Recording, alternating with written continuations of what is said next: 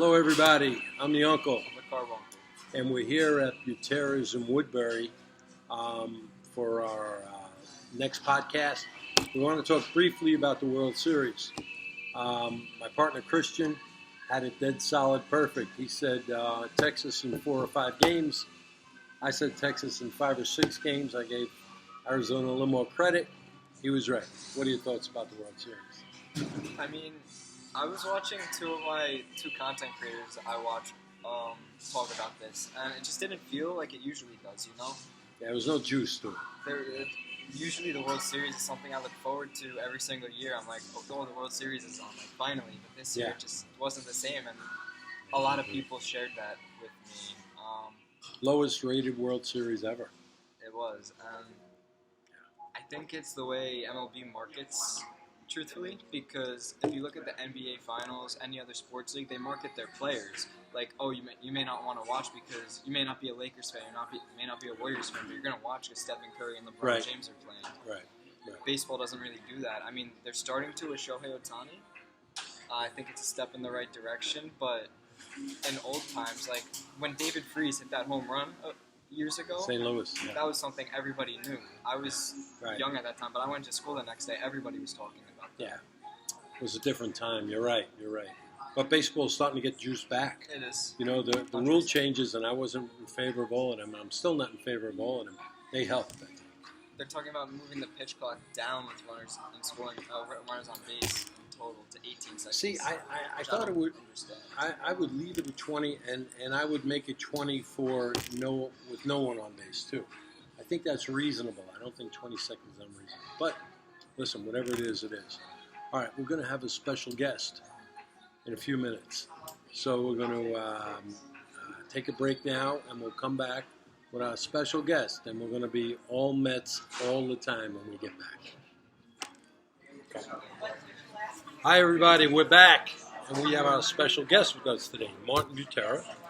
And by way of introduction, we are in Buterres of Woodbury right now.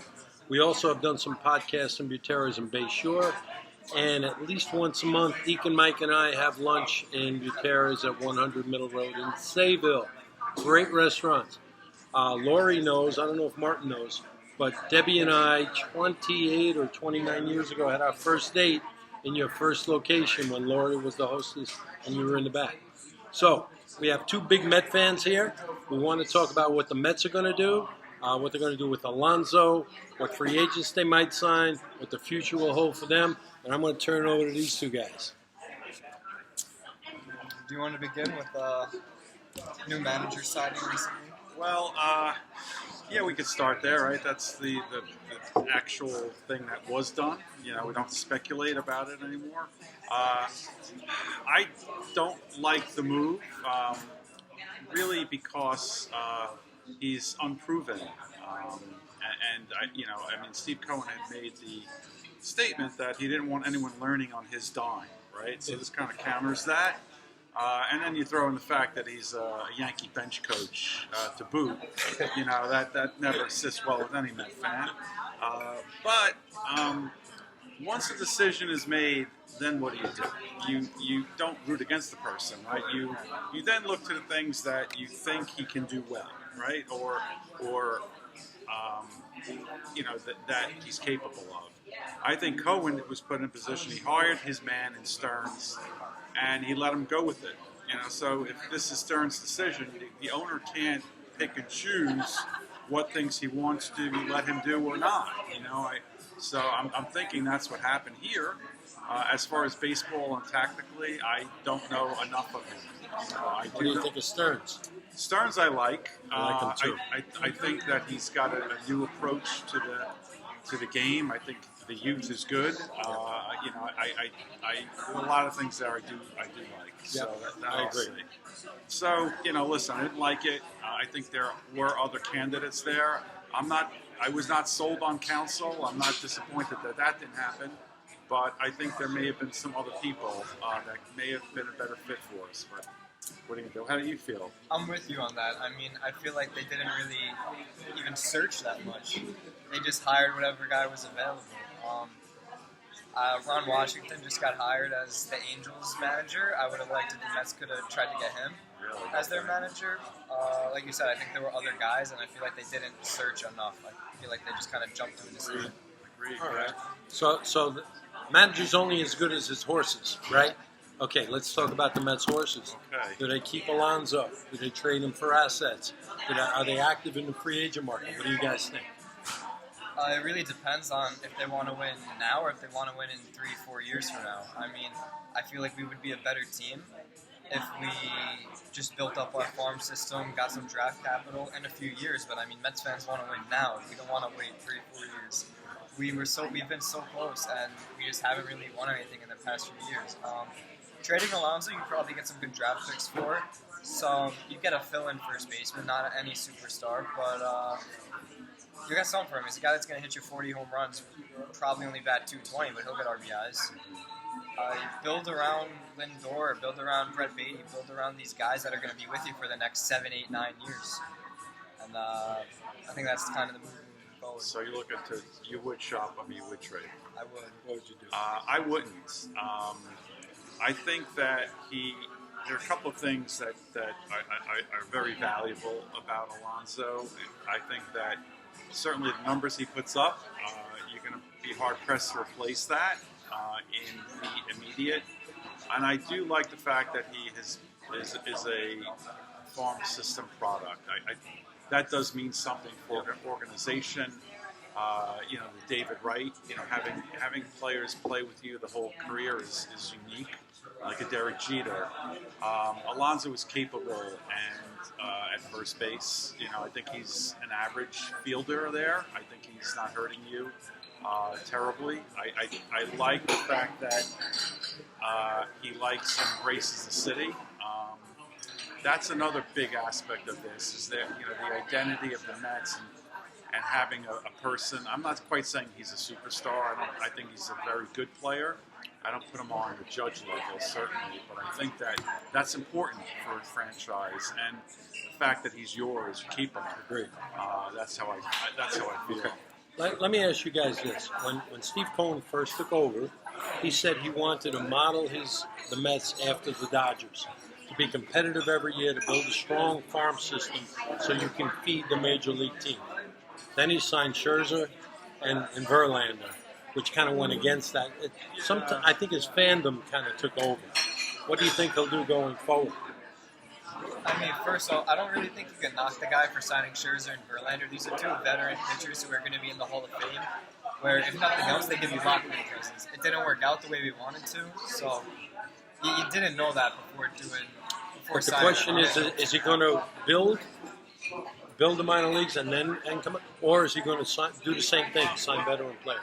I think he'd be a fool to try to do the same thing again. He tried it, it didn't work. I think he's going to try to build up. Like, some of the top free agents might cost too much. Shohei Ohtani is going to cost $500 million. I just think we have to manage our resources better. I think he was doing both things on a parallel track. I think that he's invested quite a bit in the minor league system, in the scouting, in the all of the metrics, international scouting, tremendous investment there in the staffing, the analytical department. From I think it was like 3 people is now well into 20 people in the organization. So he's put the money there. I think what he tried to do is bridge the gap. I think he tried to just put it in there so they would be competitive. I think you're right. I think some of his fandom did take over, but he has the resources to do that. So I think he can do both. I think he can build the organization in the right way, which I agree is through the farm system and doing that. I think he is doing it, but also maintain your competitive balance and trying to get the team relevant. I mean, oh my gosh, the amount of money that he spent is crazy, right? But he pivoted when he saw it wasn't working, and he traded away for assets. Would you have traded Verlander? That's a good question. At that point, I think he was they were committed to making the move. They resigned. I think they could have used Verlander this year, but you know what? They took the hit. They got rid of the money. I really would rather see it go to Yamamoto in this offseason. So, no, I agree with it. Yeah, I think that's the way to go. Okay. I agree. I'd love to see them get Yamamoto. And just back on the Verlander thing, we got a guy, Drew Gilbert, who I've been very high on since his time in college. I've liked watching him play since then. I think he could be pretty good. I think he's going to fill a corner outfield spot for us. How did he do last year? In the farm system? Yeah. 280 hitter. Okay. You know, nothing crazy. He's not ready yet. Okay. But his ETA is 2025. What's his position? He's an outfielder. Okay. Knocking him is he's short, right? Is that the thing on Gilbert? He's like 5'9". Yeah. Okay. But he's succeeded everywhere he's gone. I like getting Acuna's brother from Texas for Scherzer. I mean, look what happened to Scherzer. Scherzer's deal was a great deal. He's shot. Really He breaks down every year. He did not show up when they needed him, much like last year for the Right. Mets. I could be critical of the Mets too in some of the moves. And now they have to deal with Boris for Alonso. Yeah. If they've been a little more proactive, I think they would have Made it easier. Yeah. It's tough as the Mets. I mean, you're in a division that's arguably the most competitive division in all of baseball. You got the Braves you have to compete with every year. The Phillies you have to compete with every year. The Marlins are even looking good recently. Yeah, that's a tough division. The Mets quickly went from a top 2 team in that division to a bottom 4 team. Yeah. Bottom 2 team, sorry. With them and the Nationals. And I don't think that'll last. I think they're going to turn it around. But, we'll see. It's all on Stearns and... You're right. The division's hard, but I think what we've learned is that the division title has been so diluted that it does not mean anything. That's true. If you get the Arizona Diamondbacks got to the World Series, And Philadelphia the year before. year before. So, for me as a purist, I lament the fact that the division doesn't mean anything. I agree. But they're expanding the field, making it more interesting. More teams can get in. So, while the division, I don't see Atlanta moving off the top. They're really good. Phillies, who knows if they keep Nola, but just got to get there. Yeah. And the argument could have been made if the Mets had stuck together. Maybe they could have pulled it out last year, gotten in. Maybe. I'm not making that argument. Right, but you could. Yeah. You could. I could see that. All right. Anything else to add about your New York Metropolitans? It'll be interesting to see what unfolds in the next few weeks. Winter meetings are coming up. Yeah. So, Excited about that. Yeah, we'll get together in the next 2, 3 weeks, 4 weeks. We'll do this again, and we'll rate the Mets. So, the uncle, the carbuncle, Yeah. Well, our thank you for special having guest, me, guys. Martin And Butera. everything I've said really means nothing. Ask me about food when I don't really know about it. He does. So great. Thank you for See you having me. next time. thank you guys for tuning in. Have a great Thanksgiving, and we'll see you soon.